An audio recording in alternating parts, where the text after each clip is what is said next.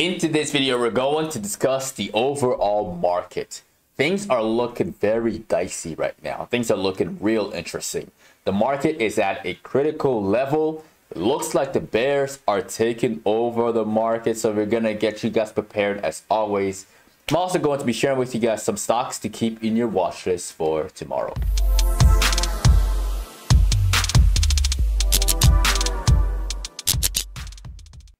Alright, y'all, let's dive into the charts.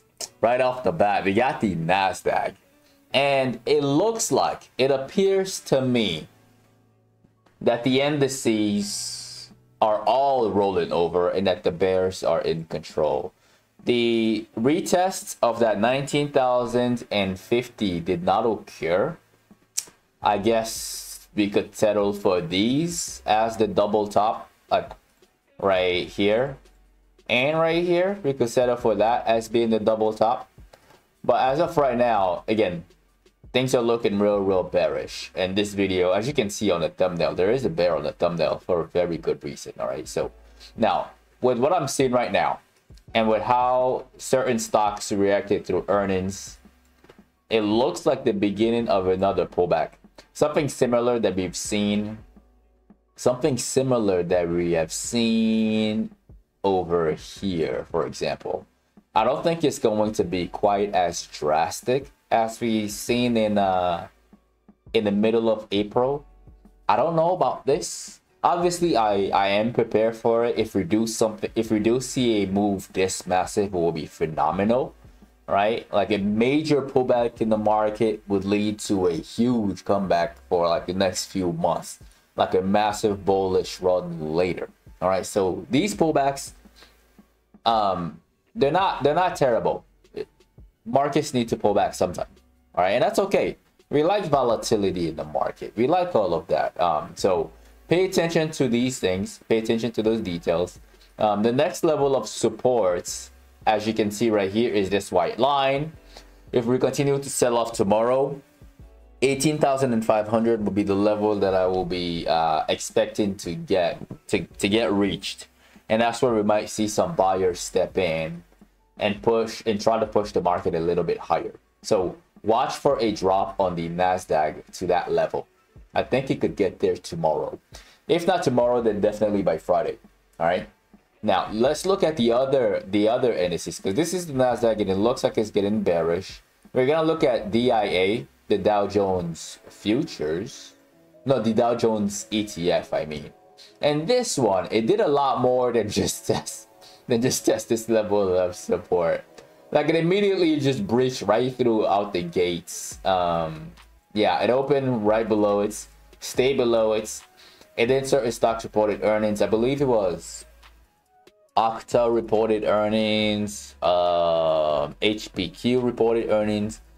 And the stock that really caused this massive drop is CRM. CRM did not deliver.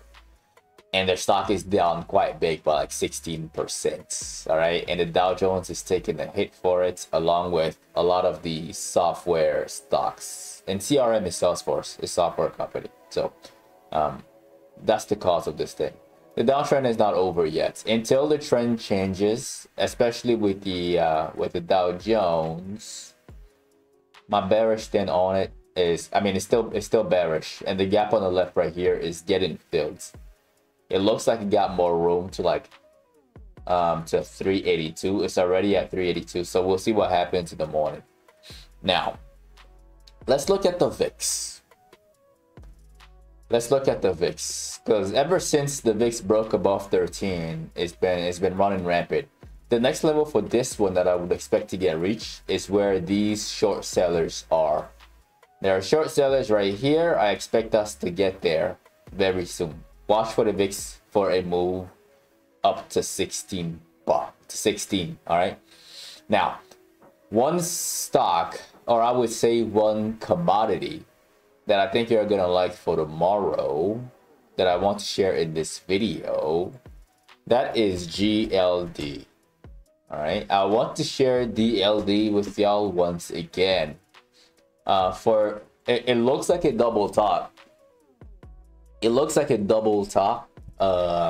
kind of like what we've seen with the Nasdaq, but these two tops are at the exact same levels right here.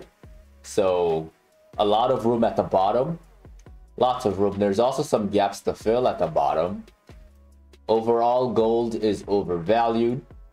There is a structure on there that I saw intraday that I'm sure a lot of you are gonna like. It's on the 5-minute, and this is a bearish pennant that broke down in the last 30 minutes of market hours. All right, and with this breakdown, I wouldn't be surprised for us to see a drop way below this level of support. A drop to exactly 214, maybe a little bit under 214, like maybe 213.5, before we see some type of bounce. The structure is there, and unless it gives me a reason to believe that this is fake, watch it for a drop. It shouldn't get, here's what it should not do.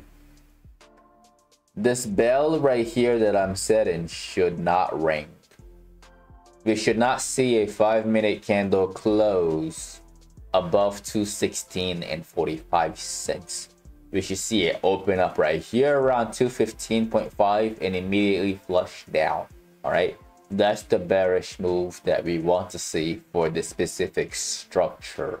Okay, so definitely keep gold in your watch list. Now, I did say, well, this is one stock that I want to share with you. There's another one. This one is more like a sector. A sector that have been moving in a very sus fashion, but I think today was the day it really gave out. And that is the bank sector. We're gonna look at Morgan Sachs. And Morgan Sachs looks like this. We're gonna look at the daily charts. And so far, it hit a wall right here at 101, which is the previous level of, okay, maybe 100, right? Yeah, 101, which is the previous level of resistance. It tried to get above it, but unfortunately for the stock, and unfortunately for any hopeful chasers, there's a lot of bulls who got trapped up here above. This is a trap. This is a classic bull trap. Right, we see these wicks filled with shorts, and we see a drastic shift downward. The bears are taking over Morgan Stanley. Are there some gaps at the bottom? Maybe. I haven't looked to see. Okay, there are some gaps, but they're real low.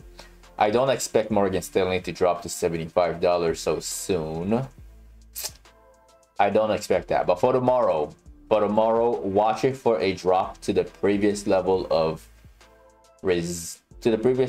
support, which is right here.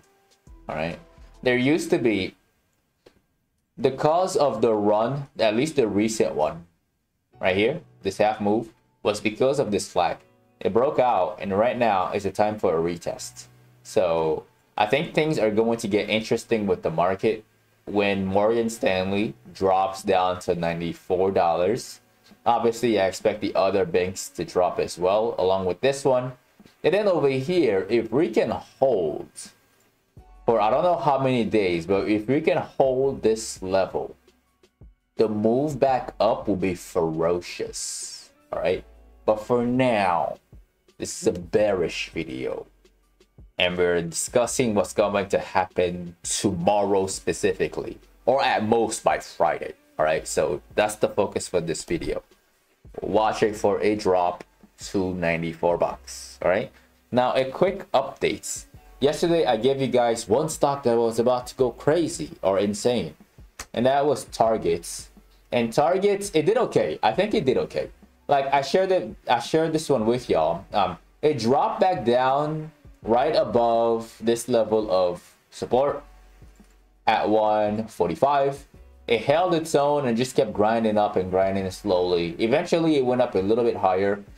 It didn't quite go to 152 like I expected, but again, the indices were low. Like the SPY, the Nasdaq was low, and this one took a little bit of a hit. So unfortunately, it didn't do too well. I took a trade and I took a loss on Google. All right, and we're gonna explain this loss. So I took a trade and a loss on Google because on this day it looked a lot better than targets. All right, I had three options. I had targets, I had Google, which is what you see right here, and obviously my entry is, let me show you the Discord. My entry is right at the close. Again, y'all know my style. I like to buy in the final minutes, and the price target that I had for it was 80, and the conditions that I had for it was for it to not get below 175.80, and it opened up at that price, and I had to get out 6 minutes after the market opened because I didn't like the price action. I didn't like the fact that it opened up here, and I didn't like the fact that the indices were looking so sus. The Russell, the Dow, the SPY, and the stock was kind enough to give me a way to kind of like take a really small loss, a negative 7% loss right here on my contracts. Obviously, if I had a little longer, I could have just broken even right where I got in. All right, but I'm human. I'm not perfect, people. So like I said before, I had three options. This is option number one. The other option was on Amazon, which had an ascending triangle, I believe. Yeah, it had an ascending triangle on there. Again, so my entry would have been on this right here if I chose Amazon. Amazon was a bit more gracious with the completion of the move to 184. It did what it was supposed to do, but unfortunately, not all structures are this generous. So I hope this serves as a lesson. These structures they work most of the time. Sometimes they can be a little bit more cruel than others. But yeah, just take that as a personal lesson for this video. So that's my very honest thoughts on all of these stocks, and that is the end of the video. Do not forget to annihilate the like button. As always, I make these videos from Sunday to Thursday at exactly 10 p.m. Eastern time. All right, so definitely click on that subscribe button and click on the notification bell. That way you don't miss out on future uploads. If you'd like to be part of a private Discord community where you can get all of this information in real time as I see them, you can find that as the first link in the description of the video below. Don't forget to follow me on social media at Patternology and Patternology Lab on Instagram and on X. And lastly, to get some free stocks with Webull, you can use the third link in the description of the video below. Once again, ladies and gentlemen, this is Patternology Lab, where we trade patterns and patterns only. And I will see all of you in today's Thursday, Wednesday. I'll see all of you in tomorrow night's video.